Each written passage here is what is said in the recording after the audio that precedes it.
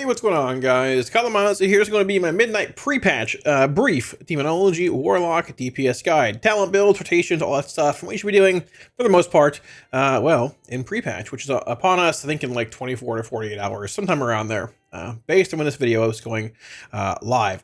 Now, a couple things before we get too far in the video. If you missed the previous video that came out a few days ago, or yesterday, I guess, the Affliction guide, well, it already came out. We're going to have this video covering Demonology, and tomorrow we're going to have Destruction coming out. I might force Destro out later on this evening, I'm not really sure, depending on timetables and stuff, but that's currently the plan. If you guys want talent builds, I have a paste bin link down below in the description that has talent builds for each video that's released so far. So it should be Affliction and Demonology. There's that. Also, if you're not subbed to the channel, shameless plug, please sub. It would mean the world to me if you did. We're less than 3K subs away from 100K, which is wild. Probably gonna hit it before midnight launches, which is crazy, but I appreciate you guys hanging out and stuff regardless. Much love. So, okay, so very briefly here, we're going to just look at the talent, or I'll talk about the changes that came to Demonology very briefly here, and then we'll get into talent builds. There's going to be 6 builds here, but there's not a lot of changing parts between them. For the most part, we have our new hero talent row we talked about, but we don't get the 3 extra talent points for the hero talent row until we level in Midnight. So you have to make a choice of, do you want to play the old talents or new ones? I think swapping to like this with Oculi, Looks to Kill in Mind's Eye is probably better than playing like a passive-esque trait here, Zoroth and Gloomhath Reset. We'll see where it goes in the long run. This is what I'm going to play, but we'll get more of that in a little bit here. The main change with Demonology, if you've played Demo for the past couple expansions or more than whatever, so Tyrant and things are still there. It's important to note, we do not have our Apex talent that we have in Midnight, and Demonology is the, how do I phrase this? Out of all 3 Warlock specs, it is impacted most by the Apex talent. You basically play and build around it. We don't have that in pre-patch, so this is a weird, like, hybrid kind of build. We'll see where it goes. It might change a little bit. If it does, I will update the actual talent build. However, Implosion is indeed still here. It's a 15-second cooldown on it now, but they've added more things to it later on. The tree, like to hell and back, whenever you implode, you get an Imp Gang boss, or sorry, basically a beefed up Imp Gang boss back, similar to old Imp Gang boss talent. It does more damage and cleaves. It shares a note with Power Siphon here. This is our basic Felguard, not Grimoire. Grimoire Felguard is gone. This is just a regular pet. It's in the tree now. Don't know why. It's whatever. Tyrant is still here. Minute cooldown. Tyrant does not extend pets at all anymore by itself. It will extend your Dreadstalkers here if you take Ring of Tyranny. They last 5 seconds longer, basically. But Tyrant by himself, his damage dealt, or basically damage dealt by Tyrant is increased by 10% for each Wild Imp and Dreadstalker active. So things like Vile Fiend, things like Doomguard, or even like your other Imp here, Grimoire, do not count towards Tyrant. At the same time, they have changed the way Tyrant works. He is dynamic now, so he will update his damage dealt increase based on the number of pets you have active while he's casting. So if I go into a Tyrant with just Dreadstalkers, for example, he'll have like 20% more damage. But if I cast Hand the Gul'dan after my Tyrant and summon 3 imps, he'll get 30% more damage, or 50. And then if some expire or more spawn in, he'll update basically every cast based on what you have out Dreadstalker imp wise. So long gone are the days of scuffing Tyrant setup if you barely miss your dogs or imp hand or Hand of Gul'dan wave or whatever. He updates dynamically, so not a big deal. Better ease of play, playstyle, all that stuff too. There are talents that amp him, like Ablation. Haste was active. He can be in melee and cleave with armor on. Very cool. We have a new node here, Grimoire Imp Lord. It basically lets you summon an Imp Lord or a Fel Ravager that either will kick or Singe Magic. They're also pretty good in damage on a single target. Vile Fiend is here. You have other purple or red dogs still. Very cool. Vile Fiend's a passive now. Whenever you cast Dreadstalkers, it summons Vile Fiend regardless, which is great. Feels really good. This talent here, Demonic Calling, has changed the way Demonology plays and feels fundamentally. This makes your dogs be instant cast all the time and cost no shards. This has changed Demo's core economy, or shard economy, the way it feels, the way it functions, the way it plays and moves. It is phenomenal. Very, very cool. Hellbent Commander and Hellbent Back are new. Damage increase for the more demons you have out, and this is the imploding or siphoning imps through Siphon. Gives you an imp or 2 back, depending on what you're doing here. So yeah. That being said, that's the gist of it more or less. Let's get into the raw talent builds. Alrighty, so for single target stuff, we have both Diabolus and Soul Harvester here. The builds really don't change much between them. Here's Diabolus single target, here is Soul Harvester. Things that change are your hero talents. The class tree does opt to play more into like Drain Life, Improved Coil stuff here, give and take. You're not really playing Foul Mouth, not playing a Shadow Fury and things comparatively to the M+ builds, which we'll see in a minute here. When it comes to a single target, we talked about it briefly. Both Diabolus and Soul Harvester have like their 4th row added in. So you can either just play the same old talents, like the 3 rows you had before, or pull some points out and put them into the new rows here. I opted to pull out of Satell's Volition, which was buffed significantly on beta this week. However, it was not buffed on PTR. PTR is pre-patch, happening in a couple days. Beta is midnight release happening in a month or so. Why they wouldn't buff this for pre-patch, I have no idea. It's the bad version. I wouldn't play it. I play points over here instead. So you pull out of this and pull out like a throughput trait or a utility trait and hop 2 points in here. Put them both there. Avarice and Shared Vessel. That's what I'm doing. Do what you want. But there's that. As far as Diabolus, I pulled out of Nath Riza, Flames of Zoroth, and this stuff here into Oculi, Looks at Kill, Minds. Keep in mind, if you're not playing Soul Edge Circles, you won't have the Soul Burn, Circle Teleport effect, all that stuff around. Just keep in mind.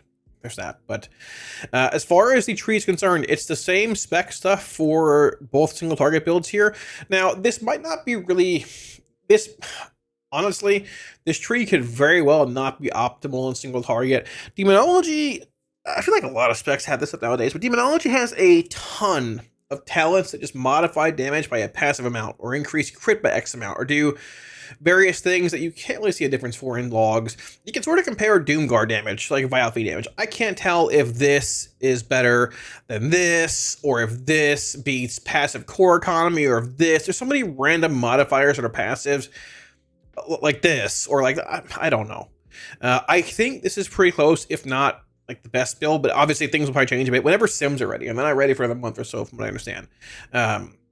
Now, a big point here is I am playing Power Siphon and Inner Demons here currently. On beta, Implosion is bugged with Tyrant and to Hell and Back and all this stuff here.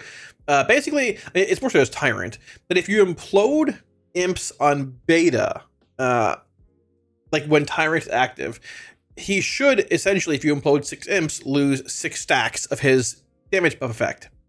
And then you get refunded 3 with like the Hell and Back, and he would gain 3 stacks back. He doesn't lose stacks at all on beta whenever you implode when he's active, so he just gains 3 extra stacks. So he has 6 bonus stacks.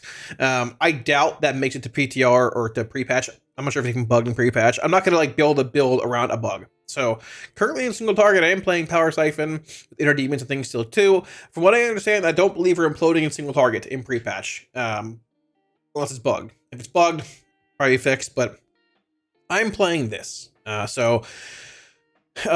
guess more important notes here, or things to note. I'm not playing Dominant Hand. Might play it in single target, possibly, see where it goes. I am playing Torrent Armaments. It does still increase the raw damage. He does 666 damage. That's crazy. Wow. They're scary. It does indeed increase the raw damage Tyrant does, even in a single target, comparatively to not playing it. Plus, it's cool. But I think it's worth playing in single targets. I'm playing that. I am playing Purple Dog, obviously. We're playing Hellnet Commander to Hell and Back and stuff here as well. Whenever you siphon imps, you do indeed gain 1 Hell and Back imp per siphon. Now, there could be a world I don't play Hell and Back here with siphon over Implosion, not imploding a single target. I'm not really sure on that. If that's the case, at this point you can maybe go into like Stabilized Portals and make a passive modifier, maybe even here. Not really sure, but that's that. When it comes to Reign of Tyranny, we're not playing this currently on beta, I don't think. We're not. I think it's probably right to not play it on beta, but that's because of our Apex talent, which is not out now. So we're still playing it on retail, so Tyrant will extend dogs, so we have to keep a bit more eye on your dog cast and things heading into Tyrant, but for the most part, same thing. And that's the case for both Soul Harvester and Diabolist here. Now, when it comes to, like, for example, if we go into M+ builds here, so we have basically Diabolist DG, which means Doomguard, and VF, which is Vile Fiend. Same case as before, so like Doomguard, Diabolist here, Doomguard, Soul Harvester, same thing. Talents don't change it here, it's just 2 different hero talents, right? Uh, Now, when it comes to the raw builds here for Doomguard, you're pathing through Spiteful Recon into Demonic Knowledge, into Doom, which you have to weave on targets with Doombolt Frox or Demon Bolt cast, whatever, instant cast ones, and summon Doomguard.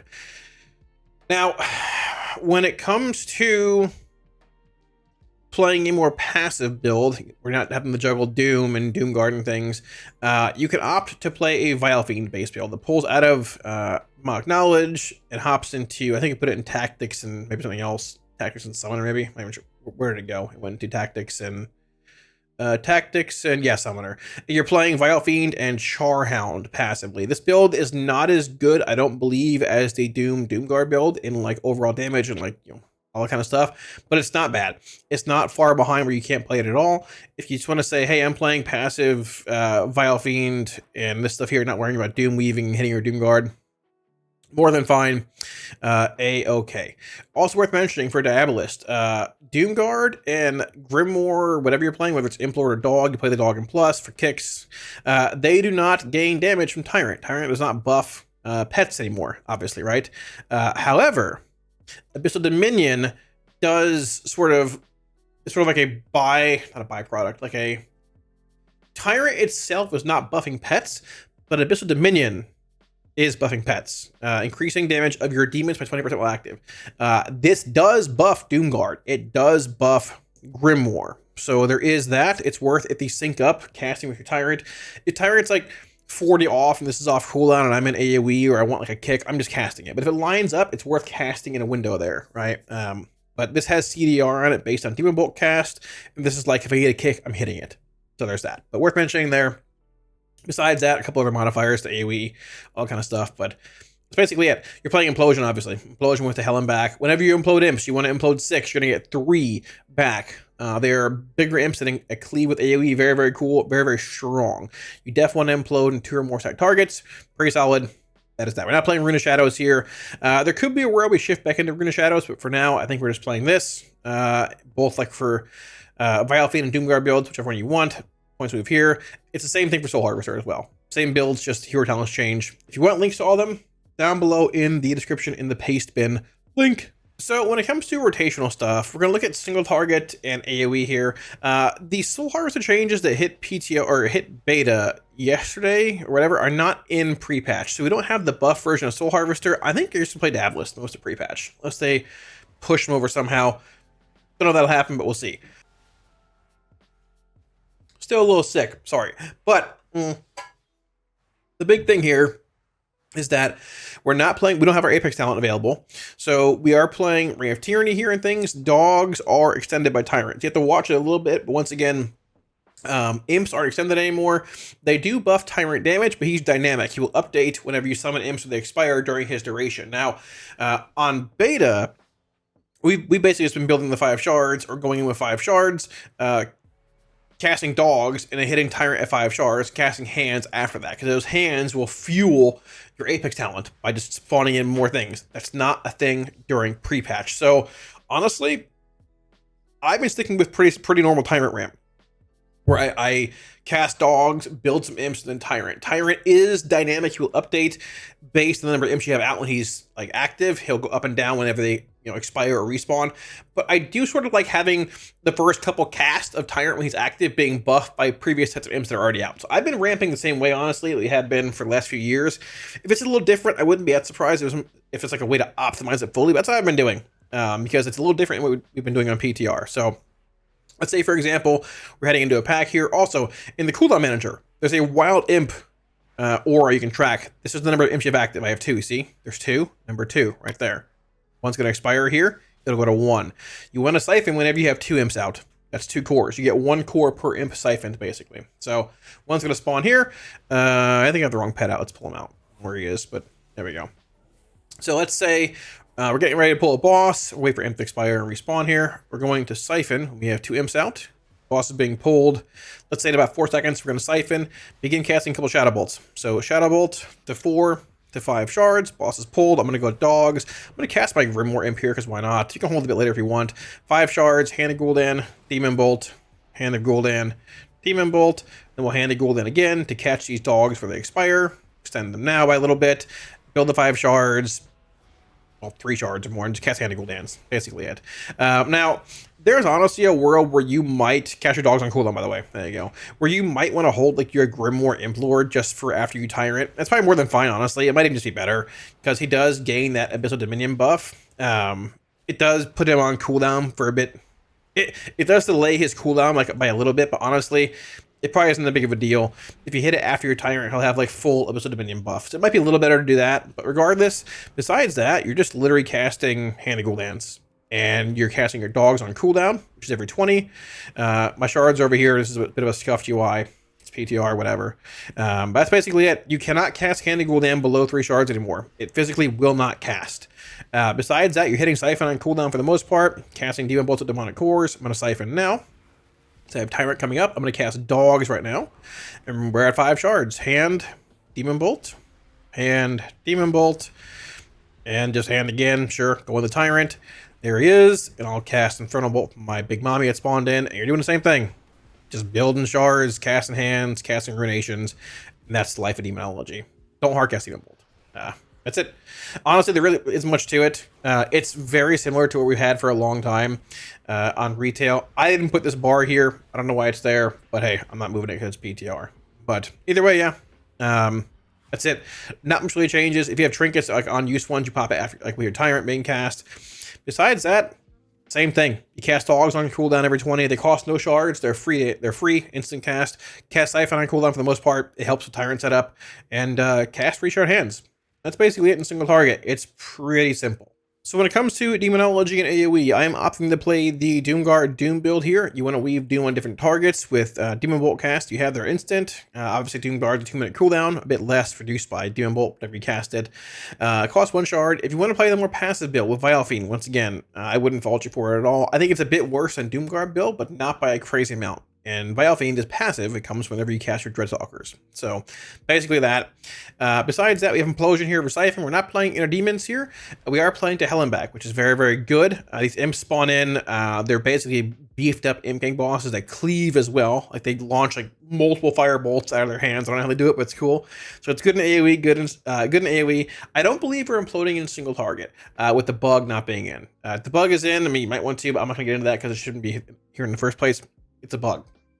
So yeah, we're just gonna get into this here. So let's say we're heading into combat here. I don't have any cores here. I have no Siphon, but usually in M+ you'll have like some cores laying around. Is what it is. Don't have it here. Let's say we're heading into combat here.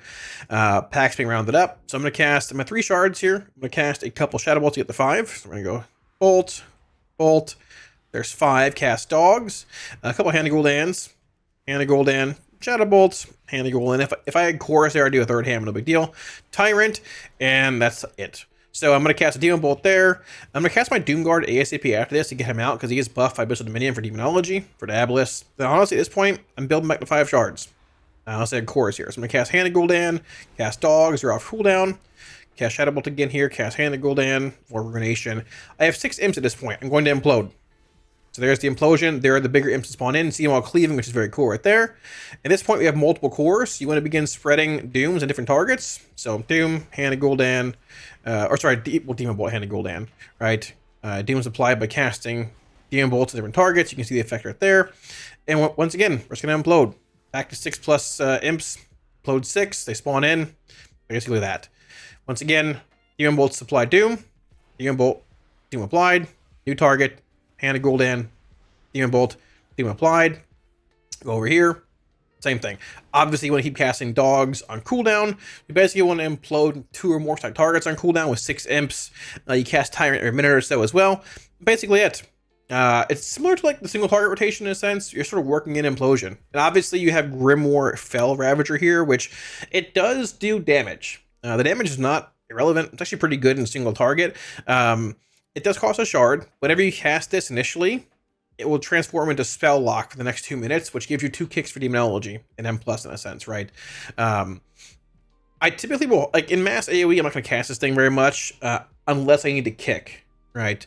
But I'm also not holding it for a single target, right? I'm just casting it if we are in a spot where I have the actual like dog back around that costs a shard, I'll cast it just to kick.